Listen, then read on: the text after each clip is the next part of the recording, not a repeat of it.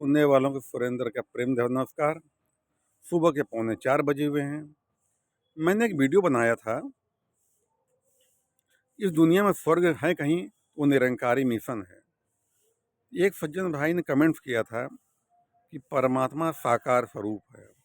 मैंने कहा निराकार स्वरूप है, लेकिन निराकार साकार दोनों ही परमात्मा का रूप ही है। मैंने कहा था ऐसा कौन सी चीज़ है जो बदलती नहीं है। साकार परिवर्तनशील है। जो संसार दिखाई पड़ रहा है, ये संसार जो वस्तुएं दिखाई पड़ रही हैं, आज से 100 साल पहले नहीं थी और 100 साल बाद रहेंगी भी नहीं। है निराकार सत्ता, युगों युगों से रही है और युगों युगों तक रहेगा। मैंने कहा था ना, परमात्मा कैसा है, गुण क्या उसके हैं। स्वयंभू है, अजर है, अमर है, अविनाशी है, अडोल है, अचंचल है, अरूप है, अगम है, अगोचर है, अनादि है, अकाल है, एक रस है। ये बातें जो है निराकार सत्ता पर उतरती हैं, साकार पर नहीं उतरती हैं। राम कृष्ण आए इस संसार में, आए और चले गए, साकार रूप में आए और चले गए। अब उनका अस्तित्व नहीं है यहाँ पर, है शून्य रूप में विराजमान हैं ये हैं। तो जिस दिन इस बात का ज्ञान हो जाए, आपने कहा कि ऋग्वेद में लिखा है परमात्मा साकार है। ऋग्वेद को मैंने भी पढ़ा है, पूरी तो भली भांति पढ़ा है। ऋग्वेद में आगे जाएंगे तो वहीं भी लिखा हुआ है उस परमात्मा कोई शरीर नहीं है, कोई अक्ष नहीं है, कोई भूत नहीं है। वो हर जगह रमा हुआ है, हर जगह रमने वाला रमा है वो राम, वो निरंकार परमात्मा ये है। गीता में भगवान कहते हैं, चलता हुआ, उड़ता हुआ, खाता हुआ, पीता हुआ, सोता हुआ, जागता हुआ इंसान ये न करे मैं कर रहा हूँ। इंद्रियां अपने अर्थों व्रत रही हैं, ये तीनों गुण अपने आप काम कर रहे हैं। ये प्रकृति स्वयंभू है, ये है सारा कार्य अपने आप हो रहा है। इंसान कहता है मैं कर रहा हूँ, ये इंसान की अज्ञानता है। जिस दिन यह ज्ञान पच जाता है कि परमात्मा हमको चारों तरफ देख रहा है, सुबह 3:45 बजे हुए, यहाँ पे कोई इंसान नहीं देख रहा मुझको, लेकिन ये शून्य रूप परमात्मा हमको देख रहा है। बंद कमरे में चोरी करोगे, कोई ना हो, वहाँ भी परमात्मा शून्य रूप में देख रहा हमको है। चींटी का बिल है, उसे कौन देख रहा है उसमें, वो शून्य रूप परमात्मा ही तो उसको देख रहा है। कौन, कहाँ, ऐसी कौन सी जगह है जहाँ शून्य रूप परमात्मा न हो। साकार सत्ता हर जगह नहीं मौजूद है, ये निराकार सत्ता हर जगह मौजूद है। ऐसी कोई भी जगह खाली नहीं है जहाँ शून्य रूप परमात्मा न विराजमान हो।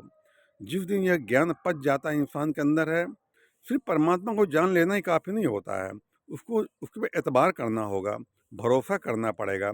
तभी हमारे भीतर रब्बी गुण प्रवेश करेंगे, तभी हमसे भाईचारा होगा और हमारा किसी से कोई बैर, विरोध, नफरत, घृणा नहीं रह जाएगी। वो सत्ता सब में मौजूद वो है।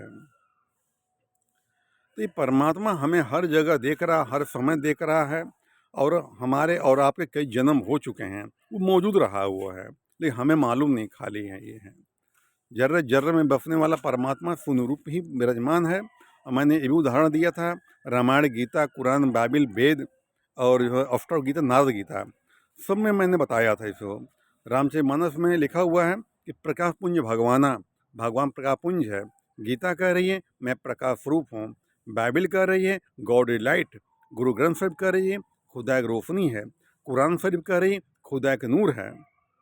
अष्टावक्र गीता कह रही है इस शून्य में ब्रह्म में सारे जगत गोते लगा रहा है। नारद गीता कह रही है वो ब्रह्म शून्यमय है, हर जगत मिल रहा है उसको है।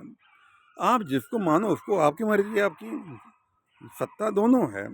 जिसको मान लो उसी कल्याण हो जाएगा। मैं नहीं कहता हूँ खाली उसी को मानो, लेकिन हकीकत जरा बैठ कर देखिए, ज्ञान से सोचिए। ये जो दिखाया मैंने, जो निरंकार मिशन का ज्ञान है, एक उत्तम ज्ञान है, और इसके आगे मैं ज्ञान नहीं समझता हूँ किसी का।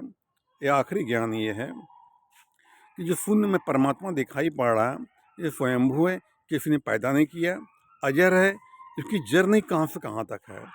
धरती आकाश चले जाओ, दाएं बाएं चले जाओ, इसका आदि अंत नहीं इसका है। परमात्मा खुद नहीं जानता वो कितना बड़ा है, परमात्मा खुद नहीं जानता वो कितना बड़ा है। जैसे हमारे शरीर में बाल हैं, कितने बाल हम खुद नहीं जानते हैं। शरीर हमारा ही है, हम नहीं जानते हमारे शरीर में कितने बाल हैं। तो ये अजर है, अमर है, ये कभी मरेगा नहीं है। अविनाशी कभी नाश नहीं होता है, अडोल कभी डोलता नहीं है, अरूप कोई रूप रंग नहीं इसका है, अच्छेद है, तलवार काट नहीं सकती, वायु सुखा नहीं सकती, पानी भिगो नहीं सकता इसको, अकल्पनीय है, कल्पना नहीं की जा सकती कहाँ से कितना बड़ा है। तो भगवान कहते हैं सबका आदि कारण मैं ही हूँ मैं। गीता में बहुत कुछ दिया है कि गीता का अध्ययन करें सब कुछ मालूम पड़ जाएगा परमात्मा के विषय में।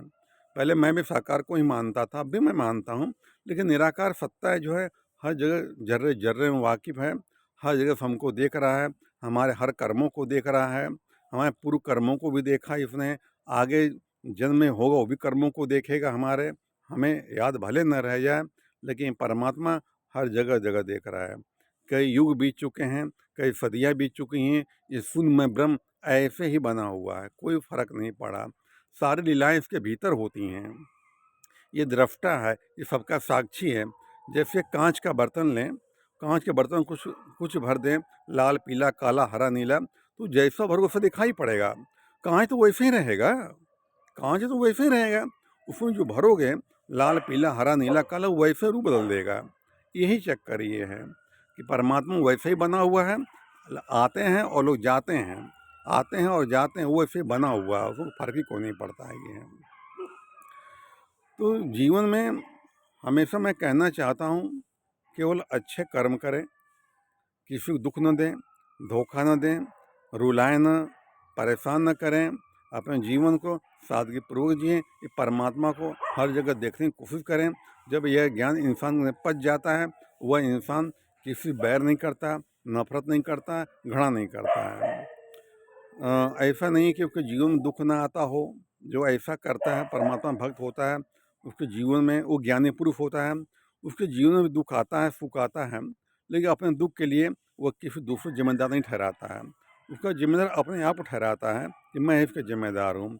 फिर उससे कोई नफरत घृणा किसी से नहीं रह जाता। ये है। धन्यवाद।